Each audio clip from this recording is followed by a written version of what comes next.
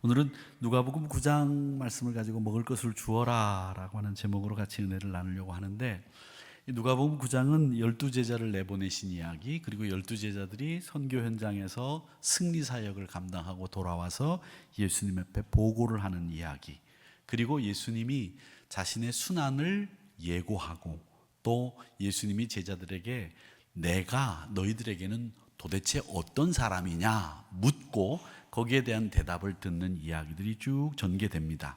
근데 이렇게 자연스럽게 전개되는 이야기 가운데 툭 불거진 끼어든 이야기가 하나 있습니다. 그 이야기가 헤롯의 이야기입니다. 이 헤롯의 이야기가 여기에 끼어들 이유가 뭐가 있을까? 여러 가지 생각이 드는 아주 자연스럽지 못한 이야기인데, 이 이야기가 7절에서부터 9절까지 사이에 놓여 있습니다. 헤롯의 이야기가 왜 끼어들었을까? 헤롯의 이야기를 끼어든 이유를 생각을 해보면, 지금 헤롯은 자기가 자기의 정적들이나 또 자기에게 쓴소리를 하는 사람들을 다 제거하고 강력한 통치를 지금 행사하고 있었습니다. 여러분들이 지금 이스라엘에 가서 보는 대부분의 건축물이 바로 이 사람이 지은 건축물입니다. 이 헤롯은 세례 요한을 죽였죠. 참수했습니다. 그래서 소반에 담아서 세례 요한의 목을 가져오는 것을 보았습니다. 그런데 지금 예수님의 행적과 예수님의 사역을 본 많은 사람들이 세례 요한이 다시 태어났다, 다시 돌아왔다, 이런 이야기들을 하니까 이 마음이 편치가 않은 거예요.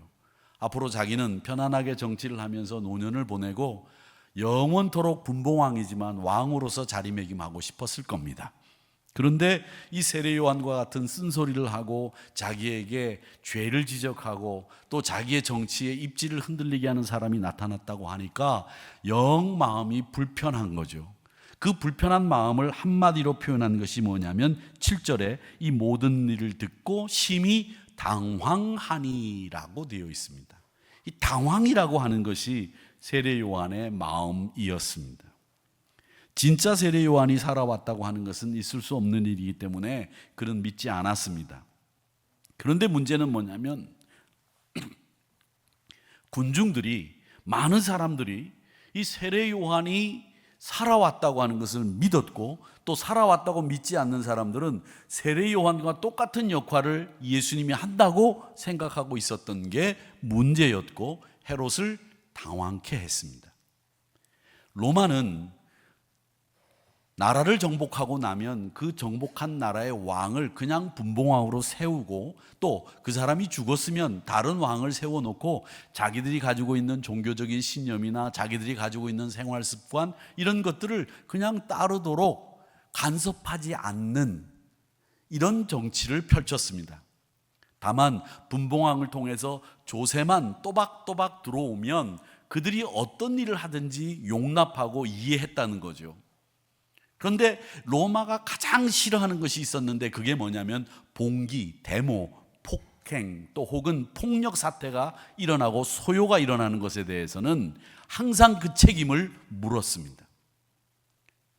그랬기 때문에 이 분봉왕 헤롯은 소요가 또 일어나거나 폭거 상태가 일어나게 되면 자기 분봉왕의 위치가 흔들릴 것을 염려하고 또 걱정했던 겁니다. 마음이 불편한 거죠.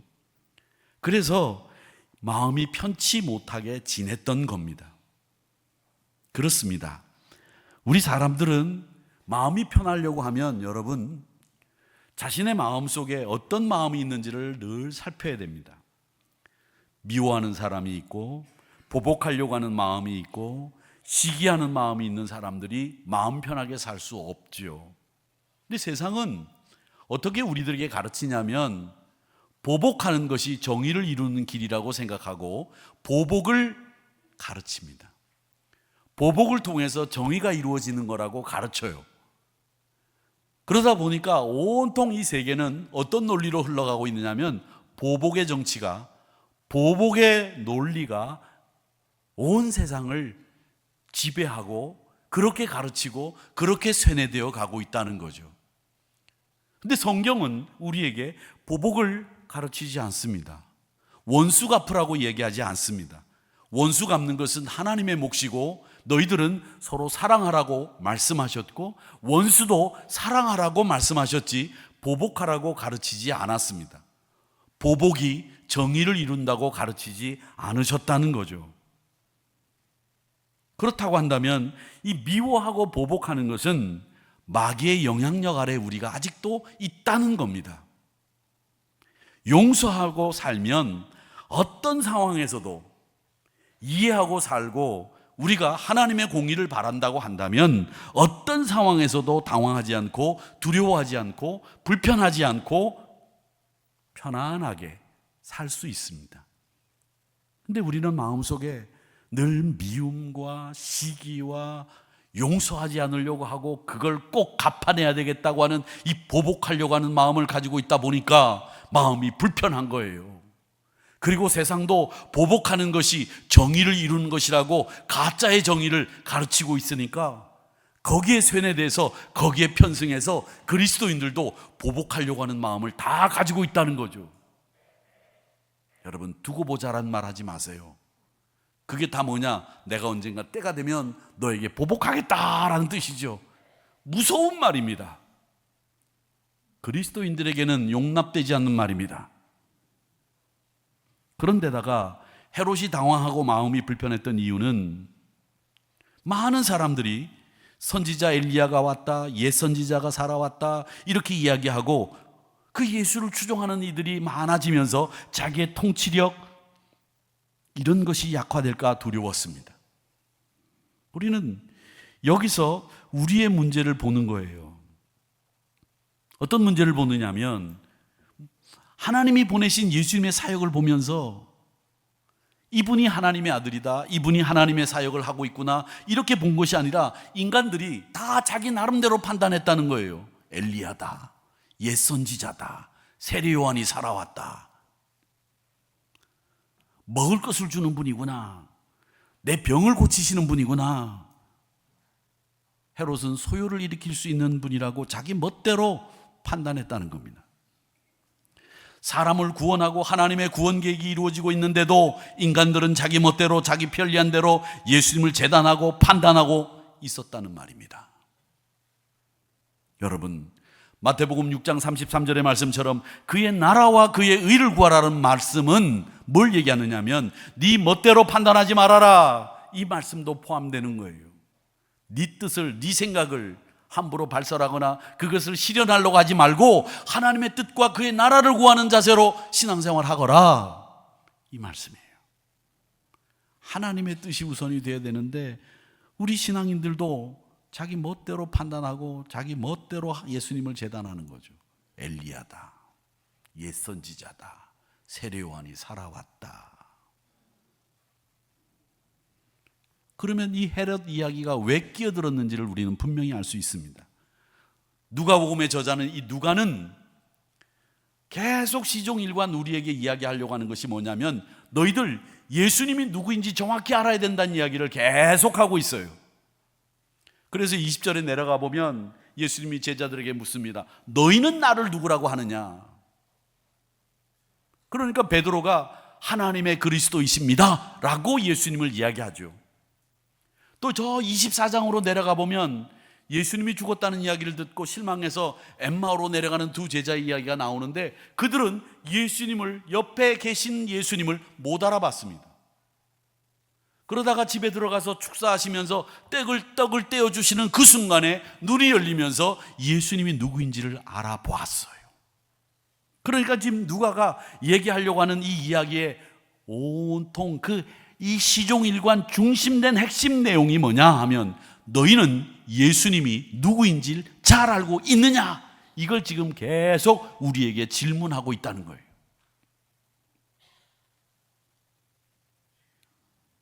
사랑하는 성도 여러분,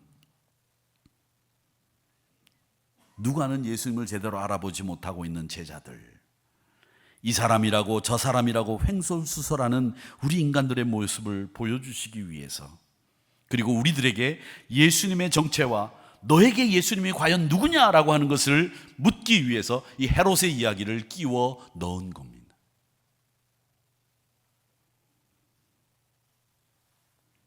여러분들에게는 예수님이 누구이십니까?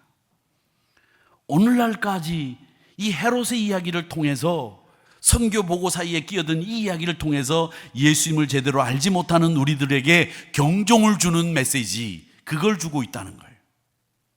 그리고 예수님을 알아보는 것이 얼마나 힘든 일인가를 우리에게 보여주시고 있습니다.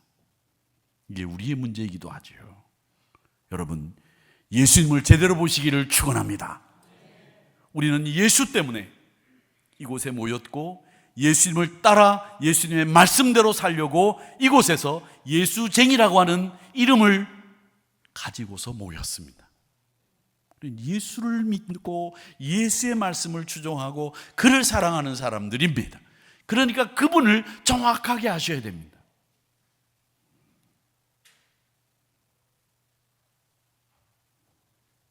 나의 구세주, 나의 메시아, 나를 구원하신 분명한 이 사실을 기억하고 믿고 그 주님을 정확히 아는 신앙의 승리자들이 되시기를 축원합니다. 또 하나, 이제 제자들이 선교지로 나가서 복음을 전하고 하나님 나라를 선포하고 돌아왔어요. 돌아오고 난 뒤에 그 보고를 예수님 앞에 드리는데 10절을 같이 한번 읽어보겠습니다. 시작. 사도들이 돌아와 자기들이 행한 모든 것을 예수께 여쭈니 데리시고 따로 벳세다라 하는 고을로 떠나 가셨으나. 이 말씀을 잘 보십시오. 제자들이 예수님께 선교지에서 선교를 하고 전도를 하고 난 뒤에 선교 보고를 모든 것을 다 보고했다 그래요. 모든 것을 다, 하나도 빠짐없이. 시험을 보고 난 뒤에 100점을 맞으면 시험지를 들고 대문에서부터 엄마 부르면서 이날 시험을 어떻게 치루었는지, 내가 100점을 어떻게 맞았는지 소상하게 모든 것을 어머니에게 보고합니다. 시험 성적이 나쁘면 시험지는 물론이고 성적표가 나온 날 부모님 도장을 받아오라는데도 보여주지도 않고 몰래 문갑에서 도장을 꺼내 성적표에 도장을 찍어서 선생님에게 제출합니다. 여러분, 이런 경험이 있냐고 물어보지 않겠습니다. 저에게도 물어보지 마시기 바랍니다. 저의 프라이빗한 상황이기 때문에. 그랬더니 2부 예배 때는 그런 얘기 하시더라고요. 저는 그랬을 것 같습니까? 그랬더니 시온 찬양이 돼서 네! 라고 말씀하셨어요. 호산나 성가대 우리 찬양대에게 묻겠습니다. 저에게 이런 일이 있었을까요? 물으면 호산나 찬양대도 네! 라고 대답할 것으로 보입니다. 네, 감사합니다. 맞습니다. 제가 이 말씀을 우스갯소리처럼 하는 이유는 뭐냐면, 내가 잘하고 내가 승리하면, 내가 이기면, 내가 잘했으면 의기양양해서 처음부터 끝까지 다 이야기를 하는 거예요. 오늘 이 말씀에 모든 것을 예수께 여쭈니라고 하는 말은 뭘 의미하냐면, 제자들이 자신들이 승리했다고 믿고 지금 예수님께 이야기하는 거예요. 흥분해서 보고를 드렸다는 겁니다. 나쁜 이야기는 원래 건너뛰고 생략합니다.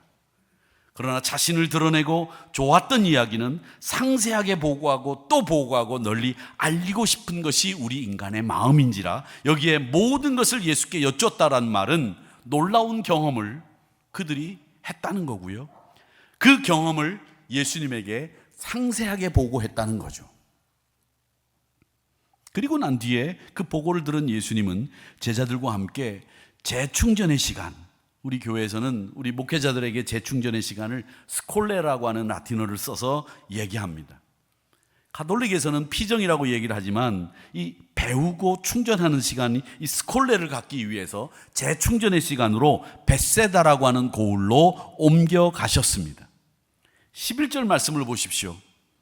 그렇게 옮겨가고 있는 제자들을, 그리고 예수님을 어떻게 무리들이 했는지 기록해 두고 있습니다. 제가 읽어보겠습니다. 무리가 알고 따라왔거늘.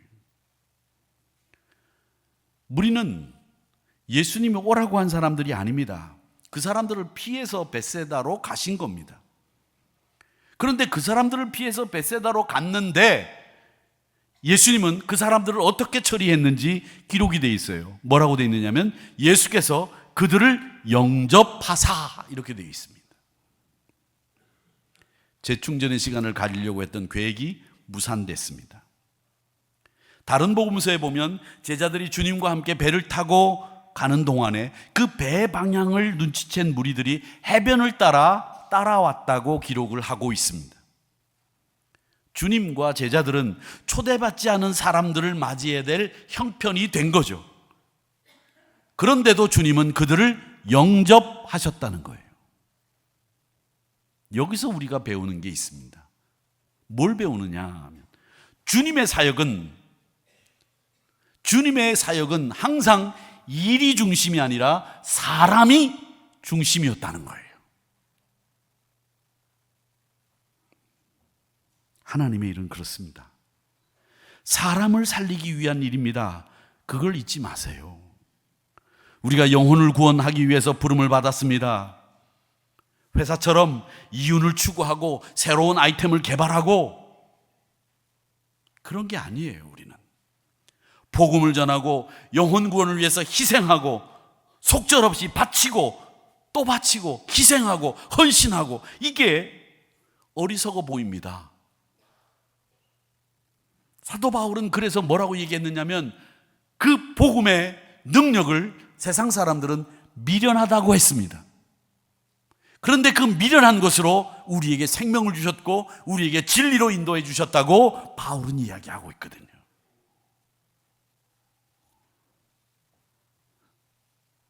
물질도 우리는 영혼 구원과 사람을 위해서 쓰는 곳이 되어야 됩니다. 사람이 우선인 거예요. 그것이 교회가 예수님을 따라 사는 방법이 되는 겁니다. 일의 결과 좀 없으면 어떻습니까? 일이 좀 더디게 진행되면 좀 또 어떻습니까? 사람이 구원받고 사람이 행복하고 사람이 예수 안에 기쁨을 누릴 수 있다면 일 좀 더디게 돼도 좋아요. 뭐 그렇게 안달복달 하지 마세요. 예수님은 철저하게 초대받지 않은 그들이라고 할지라도 영접하셨다는 거예요. 사람이 중심이 돼서 사역을 하셨다는 거예요. 여러분, 교회가 이런 방법을 써야 된다는 것이 예수님의 방법이다라는 것을 꼭 기억하고 계셔야 됩니다. 또 예수님이 이런 일을 하시면서 예수님의 방법을 좀 볼 수 있는 일들이 있습니다. 사람을 고치고 하나님 나라 일을 전파하고 이제 시간도 들고 물질도 소비되고 있는데 하나님 나라에 대해서 긴 설교를 하셨고 사람들을 일일이 고쳐주시다 보니까 시간이 많이 흘렀어요. 목사들은 가끔 성경을 펴놓고 이런 얘기들 합니다. 이 예수님이 설교하셨던 시간이 도대체 얼마나 소요됐을까? 우리는 보통 예배 시간에 설교를 한 30분 이내에 하려고 이렇게 맞춥니다. A4 용지 넉 장 정도로 해서 10포인트로 해가지고서 이렇게 설교를 작성을 합니다. 그러면 대략 30분 내외로 설교가 끝나게 돼 있어요. 제가 만약에 설교를 2시간씩 한다고 해보세요. 오후 예배 시간이 다 됐는데 아직까지도 설교를 하네. 얼굴이 사색이 되고 흑색이 되고 또 어떤 분들은 그냥 일어나서 나가실 수도 있으실 거예요. 존 웨슬리의 표준 설교를 보더라도 그 존 웨슬리의 표준 설교 한 편을 설교하는데 제가 볼 땐 최소한 2시간이 걸렸을 걸로 보여요. 그런데 예수님은 제가 볼 때 산상수훈 같은 것은 반나절 최소한 한나절 정도를 설교하셨을 거로 보입니다. 자, 그렇게 설교를 베세다 고을 그 무리들을 모아놓고 하신 거예요. 그런데 문제는 또 뭐가 있느냐면 그 당시 예수님 당시의 사람들은 하루에 3끼 먹는 사람들은 왕족이나 귀족밖에 없다고 말씀드렸죠. 보통 부자들은 2끼를 먹었고 보통 사람들은 하루에 1끼를 먹었습니다. 그것도 못 먹는 사람들은 그날 건너뛰고 그 다음날 한 끼를 먹는 거예요. 여기 모인 사람들이 하루 3끼를 먹었다고 하는 이야기는 할 수 없을 정도의 사람들일 거예요. 거의 대부분 하루 한 끼를 먹는 사람들이었을 것으로 보여집니다. 근데 이 사람들이 해가 졌어요. 먹을 게 없어요. 먹여야 됩니다. 어떻게 해야 됩니까? 그래서 12제자들이 예수님께 와서 이야기를 하는 겁니다. 그 이야기가 12절에 기록이 되어 있습니다. 같이 읽어보겠습니다. 시작. 날이 저물어 가매 12사도가 나와 여짜오되 무리를 보내어 두루 마을과 촌으로 가서 유하며 먹을 것을 얻게 하소서. 우리가 있는 여기는 빈들이니이다. 제자들이 한 말을 정리해 볼까요? 예수님, 이 무리들이 밥을 먹어야 되겠는데 밥을 먹을 수 있도록 하기 위해서는 마가복음서에 보면 6장에 이 이야기가 나오는데 마가복음서에 보면 이 사람들을 먹이는 데 필요한 돈이 200데나리온이라고 적혀 있어요. 그러니까 200데나리온이라 하면 우리나라 지금 돈 가치로 환산하면 한 2천만 원 정도 되는 돈입니다. 그 정도 돈이 들 텐데 이 문제를 우리가 끼어들 이유가 없습니다. 해결할 수도 없습니다. 그러니까 이 문제로 골머리 앓지 마시고 마을로 고을로 보내서 자기들이 해결할 수 있도록 하시는 것이 좋겠습니다. 이게 제자들의 해결책이었어요. 그런데 주님은 제자들에게 뭐라고 말씀하시냐면 13절에 보니까 이렇게 이야기하십니다. 예수께서 이르시되 너희가 먹을 것을 주라. 뭘 가지고? 주님의 대답이 너희가 먹을 것을 주라는 거예요. 이게 해결 방법이에요? 얼마나 제자들이 황당했고 마음에 부담이 됐겠습니까? 여러분들도 부담이 되시는 일들이 있으시죠? 여러분에게는 어떤 일이 제일 부담이 되십니까?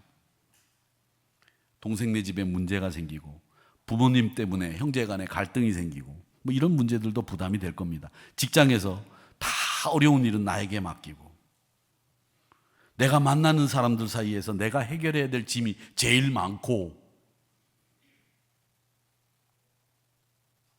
이런 부담들을 여러분 다 가지고 계실 줄로 압니다. 어떤 부담이든지 다 있을 거예요. 근데 저는요, 이 부담을 짊어진 사람이 복된 분이라고 생각합니다. 왜? 그 부담은 어쨌든 해결할 수 있는 능력이 있기 때문에 사람들이 그 부담을 지우는 거예요.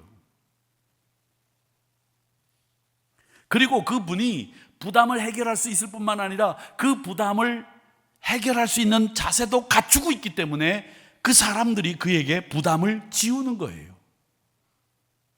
부담 졌다고 괴로워하거나 걱정하거나 염려하기보다는 여러분이 복을 받을 수 있는 길을 하나 더 얻었다라고 생각하시고 여러분들이 복 있는 사람이라고 생각하셔야 됩니다. 거기다 결과까지 더 좋으면 더 복된 일이겠지요.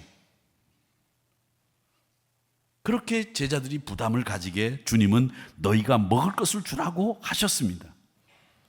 그러니까 그 황당한 마음을 뭐라고 표현했느냐면 13절을 우리가 같이 읽어보겠습니다. 13절 말씀은 중요한 말씀이니까요. 시작. 예수께서 이르시되 너희가 먹을 것을 주라 하시니 여짜오되 우리에게 떡 5개와 물고기 2마리밖에 없으니 이 모든 사람을 위하여 먹을 것을 사지 아니하고서는 할 수 없사옵나이다 하니. 여러분에게 제가 만약에 이렇게 가정해 봅시다. 2천만 원을 드리겠습니다. 지금. 그럼 2천만 원을 가지고 지금 나가셔서 1시간 이내에 5천 명이 먹을 수 있는 음식을 사올 수 있으시겠습니까? 없습니다. 안 됩니다. 제가 부목사 시절에 구역장 이동 교육을 큰 버스를 2대를 가지고 갔는데 전주로 갔습니다. 전주. 근데 저희가 식당을 예약했는데 그 식당이 펑크를 낸 거예요.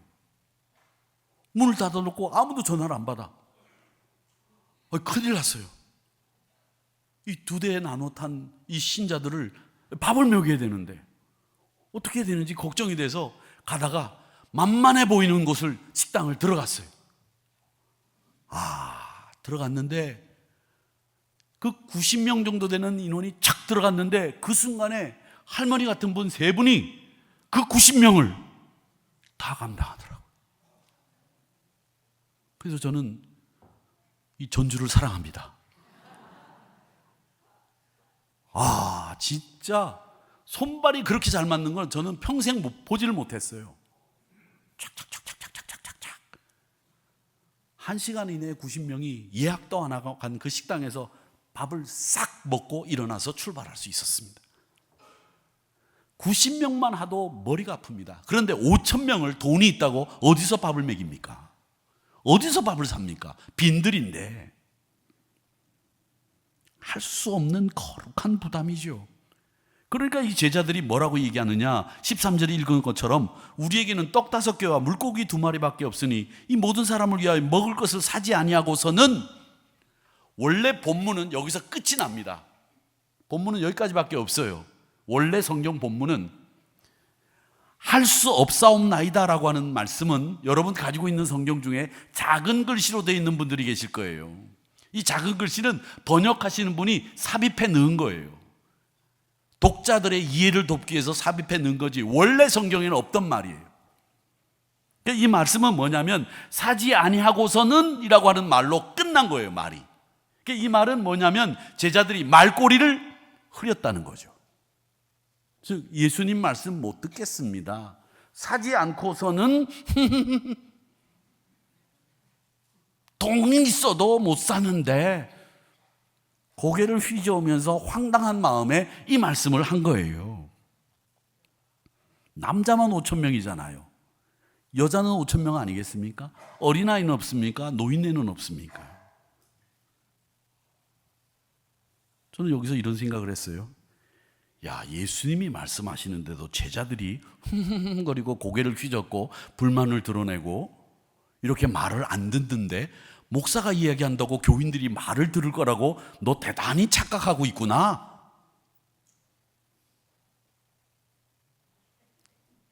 그런 생각을 해봤습니다. 그런데 저는 이 말씀을 보다가 진짜 은혜를 받은 말씀이 하나 있어요. 오늘 이 말씀에서 제일 은혜 받은 말씀, 그게 15절의 말씀입니다. 제자들이 이렇게 하여 다 앉힌 후 이 말씀이 왜 저에게 은혜가 됐느냐? 물고기 2마리와 떡 5개밖에 없습니다. 이거 돈 주고 사지 않고서는 못 먹입니다. 그러니까 예수님이 50명씩 앉혀 이렇게 말씀하신 거예요. 그러면 더 저항해야죠. 예수님 50명씩 앉혀서 뭐 하시겠습니까? 뭐 하려고 그렇게 앉으십니까? 먹을 게 있습니까? 뭐가 있습니까? 그런 소리 하지 마십시오. 이래야 되는데 50명씩 앉혀 이렇게 말씀하시자마자 제자들이 50명씩 앉혔다는 거예요. 즉 이 말은 뭐냐? 그대로 순종했다는 거예요. 놀랍지 않습니까? 저는 여기서 이런 생각을 하는 겁니다. 여러분, 주님의 말씀을 전폭적으로 신뢰하는 이 제자들의 변화된 태도, 이걸 보는 거예요. 우리 신앙생활에 있어서 순종이라고 하는 것은 굉장히 힘들고 어렵습니다. 그런데 우리는 그 순종을 이해하고 납득이 되면 고개를 끄덕거리고 순종하려고 합니다. 그런데 주님의 말씀은 이해하고 납득할 것이 필요 없어요. 주님은 이해하고 따라와라, 납득하고 따라와라 이렇게 말씀하지 않는다는 거죠. 말씀하시면 50명을 앉히라 그러면 앉힌 후에 역사가 일어나는 거지, 거기서 앉힌 후에 라고 하는 말씀 이전에 왜 앉혀야 됩니까? 도대체 뭐 때문에 50명씩 앉혀야 됩니까? 라고 하는 그 질문에 납득이 되고 이해가 되어야 네가 앉힐 수 있다 이렇게 말씀하지 않는다는 거죠. 근데 우리는 신앙생활 하면서 얼마나 많이 이해하고 납득이 되고 고개를 끄덕거려야만 따라갈 수 있다고 이야기하고 있습니까? 우리 사람이 가지고 있는 식견과 우리 사람이 가지고 있는 지식이라고 하는 것은 우리 가슴 넓이, 우리 머리만큼 이 정도입니다. 사실은 우리가 아무리 배워도, 아무리 우리가 똑똑하더라도 우리가 가지고 있는 식견이라고 하는 것이 제한이 돼 있어요. 그런데 그 식견에 이해가 되어야 따라가겠다고 우리는 지금도 고집을 피우고 있는 거죠.